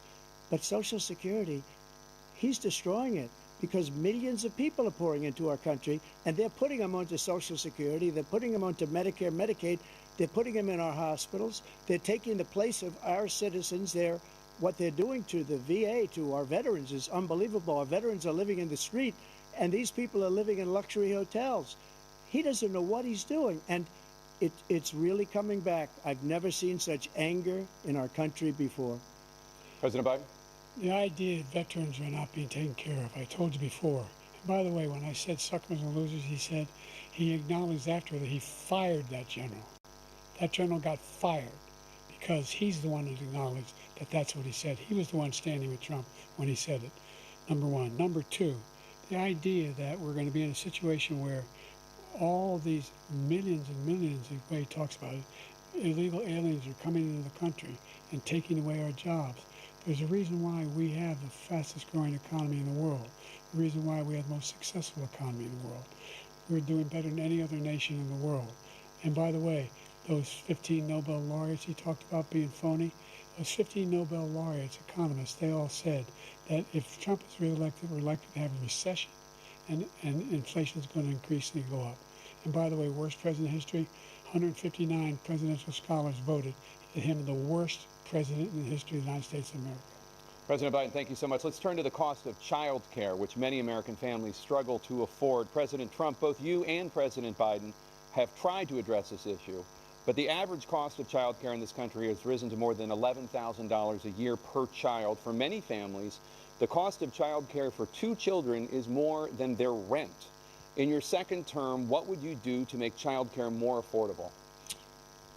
Just to go back, the general got fired because he was no good. And if he said that, that's why he made it up. But we have 19 people that said I didn't say it, and they're very highly respected, much more so than him. The other thing is, he doesn't fire people. He never fired people. I've never seen him fire anybody. I did fire a lot. I fired Comey because he was no good. I fired a lot of the top people at the FBI, drained the swamp. They were no good. Not easy to fire people. You'd pay a price for it, but they were no good. I inherited these people. I didn't put them there. I didn't put Comey there. He was no good. I fired him. This guy hasn't fired anybody. He never fires. He should have fired every military man that was involved with that the Afghanistan horror show, the most embarrassing moment in the history of our country. He didn't fire. Did you fire anybody? Did you fire anybody that's on the border, that's allowed us to have the worst border in the history of the world? Did anybody get fired for allowing 18 million people, many from prisons, many from mental institutions? Did you fire anybody that allowed our country to be destroyed? Joe, our country is being destroyed as you and I sit up here and waste a lot of time on this debate. This shouldn't be a debate. He is the worst president. He just said about me because I said it. But look, he's the worst president in the history of our country. He's destroyed our country. Now all of a sudden he's trying to get a little tough on the border. He came out with a nothing deal, and it reduced it a little bit, like this much. It's insignificant. He wants open borders. He wants our country to either be destroyed or he wants to pick up those people as voters. And I don't think, we just can't let it happen. If he wins this election, our country doesn't have a chance, not even a chance, of coming out of this rut. We probably won't have a country left anymore. That's how bad it is. He is the worst in history by far. Thank you, President Trump. President Biden? We're the most admired country in the world. We're the United States of America. There's nothing beyond our capacity. We have the finest military in the history of the world, the finest in the history of the world. No one thinks we're weak. No one wants to screw around with us. Nobody, number one. Number two, the idea that we're talking about worst presidents. I wasn't joking. Look it up or go online. 159 or 58, don't hold me the exact number, presidential historians, they've had meetings and they voted who's the worst president in American history, one through best to worst. They said he was the worst in all of American history. That's a fact. That's not conjecture. He can argue they're wrong, but that's what they voted. The idea that he is doing anything to deal with child care, he did virtually nothing to child care. We should significantly increase the child care tax credit. We should significantly increase the availability of women and men or single parents to be able to go back to work. And we should encourage businesses to have. Thank you, President Biden. President Trump, the question was about what would you do to make child care more affordable, if you want to take your minute. Just so you understand, we have polling, we have other things that they rate him the worst because what he's done is so bad. And they rate me, I'll show you, I will show you, and they rate me one of the best, okay? And if I'm given another 4 years, I will be the best. I think I'll be the best. Nobody's ever created an economy like us. Nobody ever cut taxes like us. He's the only one I know. He wants to raise your taxes by 4 times. He wants to raise everybody's taxes by 4 times. He wants the Trump tax cuts to expire. So everybody, including the 2 of you, are going to pay 4 to 5 times. Nobody ever heard of this before. All my life, I'd grow up and I'd see politicians talking about cutting taxes. When we cut taxes, as I said, we did more business. Apple and all these companies, they were bringing money back into our country. The worst president in history by far, and everybody knows it. President Biden? Look, the fact of the matter is that he's dead wrong about, he's increased the tariff, he will increase the taxes on middle-class people. I said I'd never raise a tax on anybody making less than $400,000. I didn't. But this tariff is 10% tariffs. Everything coming in the country, you know what the economists say? That's going to cost the average American $2,500 a year more because they're going to have to pay the difference in food and all the things that we're importing.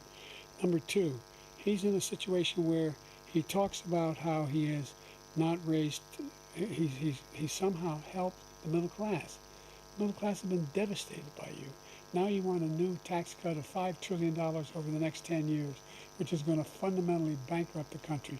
You have the largest deficit of any president in American history, number one. Number two, you have not, in fact, made any contact, any progress with China.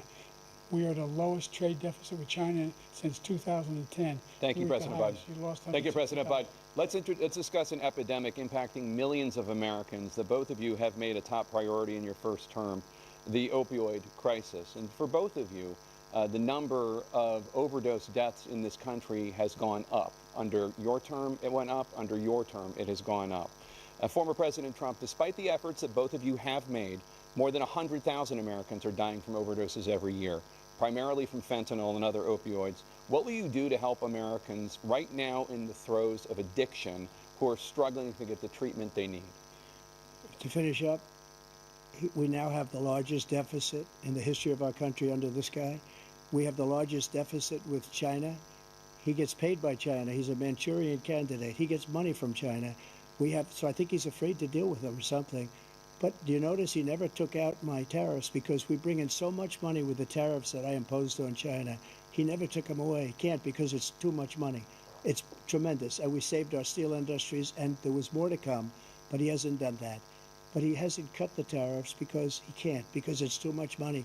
But he's got the largest deficit in the history of our country, and he's got the worst situation with China.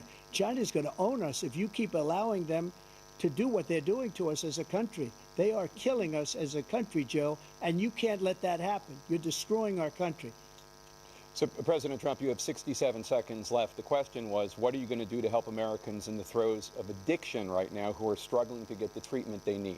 Jake, we were doing very well at addiction until the COVID came along. We had the 2.5, almost 3 years of like nobody's ever had before, any country, in every way.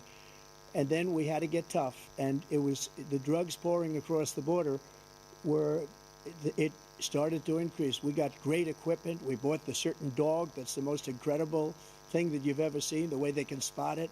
We did a lot, and we were getting very low numbers, very, very low numbers. Then he came along. The numbers, have you seen the numbers now? It's not only the 18 million people that I believe is even low, because the gotaways, they don't even talk about gotaways. But the numbers of the amount of drugs and human trafficking in women coming across our border, the worst thing I've ever seen, at numbers that nobody's ever seen under him because the border's so bad. But the number of drugs coming across our border now is the largest we've ever had by far. President Trump, thank you. President Biden? Fentanyl and the byproducts of fentanyl went down for a while. And I wanted to make sure we use the machinery that can detect fentanyl. These big machines that roll over everything that comes across the border. And it costs a lot of money. That was part of this deal we put together, this bipartisan deal. More fentanyl machines, more be able to detect drugs, more numbers of agents, more numbers of all the people at the border. And when we had that deal done, he called his Republican colleagues and said, don't do it. It's going to hurt me politically. No, he never argued it's not a good bill. It's a really good bill. We need those machines. We need those machines. And we're coming down very hard in every country in Asia in terms of precursors for fentanyl. And Mexico is working with us to make sure they don't have the technology to be able to put it together. That's what we have to do. We need those machines. Thank you, President Biden. President Trump, and again, the question is about Americans in the throes of addiction right now struggling to get the treatment they need. Well, because this does pertain to it. He ended Remain in Mexico. He ended catch and release. I made it catch and release in Mexico, not catch and release here. We had so many things that we had done, hard negotiations with Mexico, and I got it all for nothing. It's just like when you have a hostage. We always pay $6 billion for a hostage. Every time we say a hostage. Now we have a hostage, a Wall Street Journal reporter, I think a good guy, and he's over there because Putin is laughing at this guy, probably asking for billions of dollars for the reporter. I will have him out very quickly as soon as I take office. Before I take office, I said by literally as soon as I win the election, I will have that reporter out. He should have had him out a long time ago. But Putin's probably asking for billions and billions of dollars because this guy pays it every time. We had 2 cases where he paid $6 billion for 5 people. I got 58 people out, and I paid essentially nothing. Thank you, President Trump. Dana? Let's turn to concerns that voters have about each of you. President Biden, you would be 86 at the end of your second term. How do you address concerns about your capability to handle the toughest job in the world well into your 80s? Well, first of all, I spent half my career being criticized being the youngest person in politics. I was the second youngest person ever elected to the United States Senate, and now I'm the oldest. This guy's 3 years younger and a lot less competent. I think that just look at the record. Look at what I've done. Look how I've turned around the horrible situation he left me. As I said, 15 million new jobs, 800,000 manufacturing jobs, more investment in America, over billions of dollars in private investment in enterprises that we are growing. By the way, we brought an awful lot of people. The whole idea of computer chips, we used to have 40% of the market. We invented those chips, and we lost it because he was sending people to find the cheapest jobs overseas and to bring home a product. So I went to South Korea. I convinced Samsung to invest billions of dollars here in the United States. And guess what? Those fabs, they call them, to build these chips, those fabs pay over $100,000. You don't need a college degree for them. And there's billions, about $40 billion already being invested and being built right now in the United States, creating significant jobs for Americans from all over the world. President Biden, you have 40 seconds left. Would you like to add anything? Yeah, I would. The idea that somehow we are this failing country. I never heard a president talk like this before. We're the envy of the world. Name me a single major country president who wouldn't trade places with the United States of America for all our problems and all our opportunities. We're the most progressive country in the world in getting things done. We're the strongest country in the world. We're a country in the world who keeps our word, and everybody trusts us. All of our allies and those who he coddles up to, from Kim Jong-un, he sends love letters to, and Putin, etc. They don't want to screw around with us. Thank you. Former President Trump, to follow up, you would be 82 at the end of your second term. What do you say to voters who have concerns about your capabilities to serve? Well, I took 2 tests, cognitive tests. I aced them, both of them, as you know.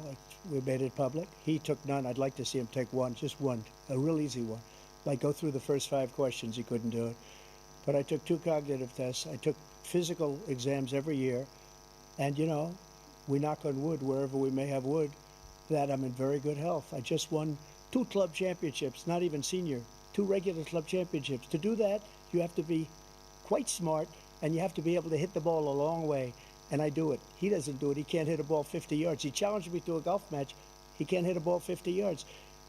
I think I'm in very good shape. I feel that I'm as in good a shape as I was 25, 30 years ago. Actually, I'm probably a little bit lighter, but I'm in as good a shape as I was years ago. I feel very good. I feel the same. But I was willing to take a cognitive test. And you know what? If I didn't do well, I aced them. Dr. Ronnie Jackson, who's a great guy when he was White House doctor. And then I took another one, a similar one. And one of them said they've never seen anybody ace him. Thank you. President Biden? You can see he is 6'5" and only 223 pounds, or 235 pounds. Well, you said 6'4", 200. Well, anyway, that's what anyway, just take a look at what he says he is, and take a look at what he is. Look, I'd be happy to have a driving contest with him. I got my handicap, which when I was vice president, down to a 6. But by the way, I told you before, I'm happy to play golf if you carry your own bag. Think you can do it? That's the biggest line. He's a 6 handicap of all. I was an 8 handicap. Yeah. 8. Yeah. But I have, you know how many? I've seen you swing. I know you swing.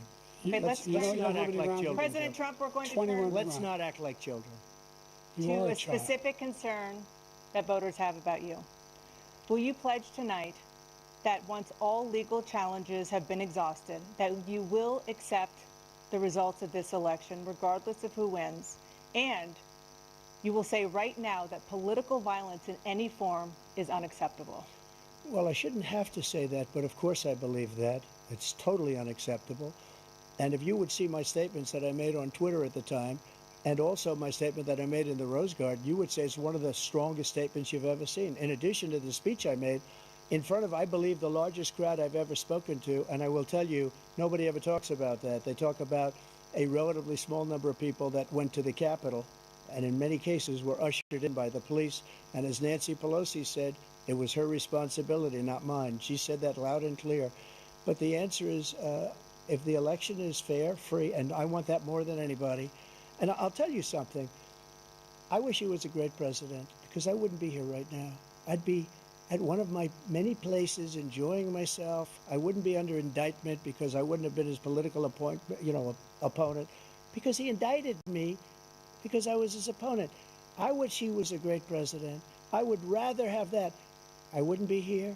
I don't mind being here. But the only reason I'm here is he's so bad as a president that I'm going to make America great again. We're going to make America great again.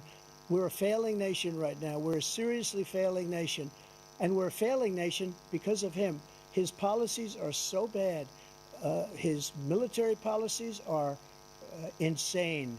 They're insane. These are wars that will never end with him. He will drive us into World War III, and we're closer to World War III than anybody can imagine. We are very, very close to World War III, and he's driving us there. And Kim Jong-un and President Xi of China, Kim Jong-un of North Korea, all of these, Putin, they don't respect him. They don't fear him. They have nothing going with this gentleman, and he's going to drive us into World War III. You want a World War III, let him follow and win, and let Putin say, do what you want, NATO. Just do what you want. There's a thing called Article 5. An attack on one is an attack on all, a required response. The idea, I can't think of a single major leader in the world who wouldn't trade places with the job I've done and what they've done. Because we are a powerful nation.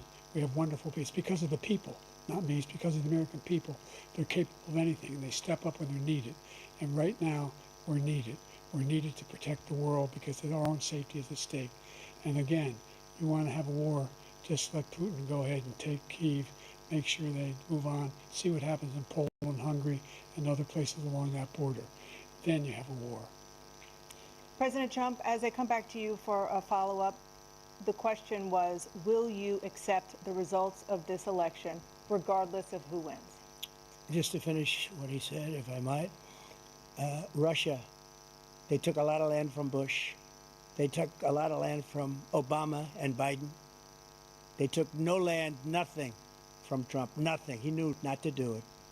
Not going to play games with me. He knew that. I got along with him very well, but he knew not to play games. He took nothing from me. But now he's going to take the whole thing from this man right here. That's a war that should have never started. It would have never started, ever, with me. And he's going to take Ukraine. And, you know, you asked me a question before, would you do this? He's got us in such a bad position right now with Ukraine and Russia. Because Ukraine's not winning that war. He said, I will never settle until such time. They're running out of people. They're running out of soldiers. They've lost so many people. It's so sad. They've lost so many people, and they've lost those gorgeous cities with the golden domes that are 1,000 years old, all because of him and stupid decisions. Russia would have never attacked if I were President president. Trump, the question was, will you accept the results of the election, regardless of who wins? Yes or no, please.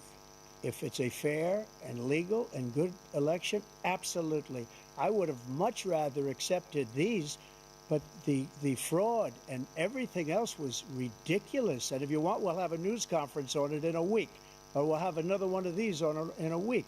But I will absolutely, there's nothing I'd rather do. It would be much easier for me to do that than I'm running again. I wasn't really going to run until I saw the horrible job he did.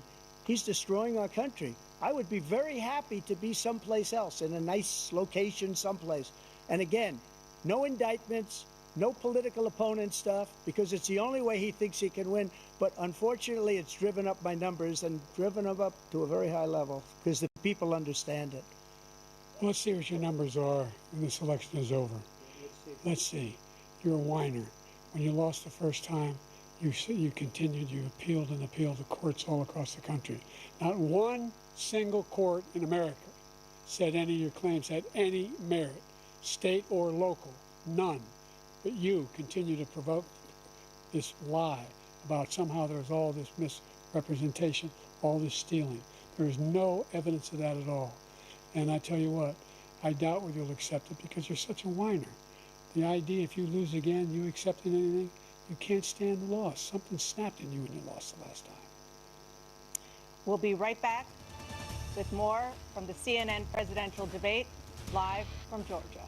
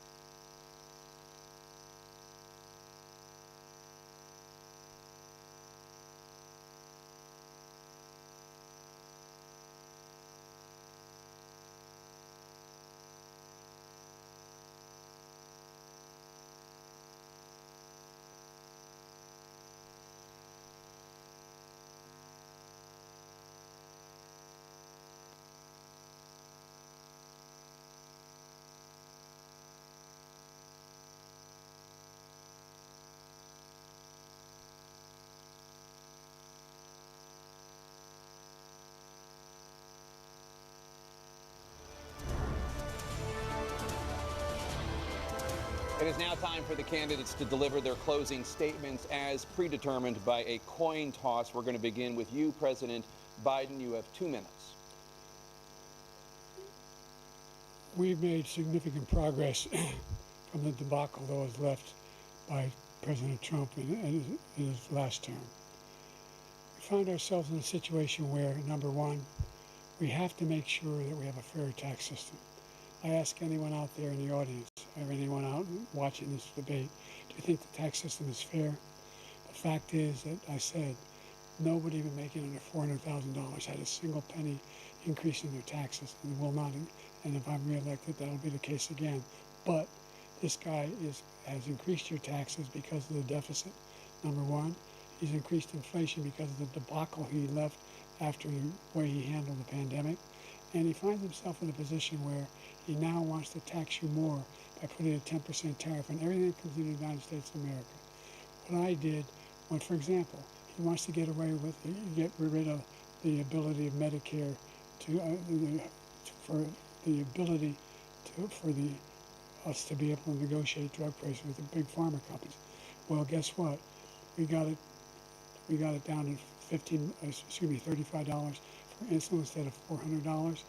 No more than $2,000 for every senior, no matter how much prescription they need. You know what that did? That reduced the federal debt by $160 billion over 10 years because the government doesn't have to pay the exorbitant prices. I'm going to make that available to every senior all along. It's happening now, and everybody in America. He wants to get rid of that. I'm going to make sure that we have child care. We're going to significantly increase the credits people have for child care.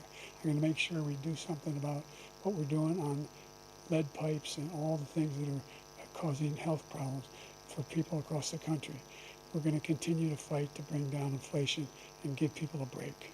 Thank you, President Biden. President Trump, you now have 2 minutes for your closing statement. Like so many politicians, this man is just a complainer. He said, we want to do this, we want to do that, we want to get rid of this tax, that tax. But he doesn't do anything. All he does is make our country unsafe by allowing millions and millions of people to pour in. Our military doesn't respect him. We look like fools in Afghanistan. We didn't stop Israel. It was such a horrible thing that would have never happened. It should have never happened. Iran was broke.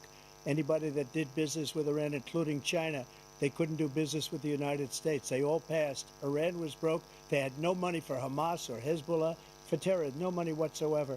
Again, Ukraine should have never happened. He talks about all this stuff, but he didn't do it. For 3.5 years, we're living in hell. We have the Palestinians and we have everybody else rioting all over the place. You talk about Charlottesville. This is 100 times Charlottesville, 1,000 times. The whole country is exploding because of you, because they don't respect you, and they have to respect their president, and they don't respect you throughout the world. What we did was incredible. We rebuilt the military. We got the largest tax cut in history, the largest regulation cut in history. The reason he's got jobs is because I cut the regulations that gave jobs, but he's putting a lot of those regulations back on. All of the things that we've done, nobody's never seen anything like. Even from a medical standpoint, right to try, where we can try space-age materials instead of going to Asia or going to Europe and trying to get when you're terminally ill. Now you can go and you can get something. You sign a document. They've been trying to get it for 42 years. But you know what we did for the military was incredible. Choice for our soldiers, where our soldiers, instead of waiting for 3 months to see a doctor, can go out and get themselves fixed up and readied up and take care of themselves, and they're living. And that's why I had the highest approval rating in the history of the VA. So all of these things, we're in a failing nation, but it's not going to be failing anymore. We're going to make it great again. Thank you, former President Trump, President Biden,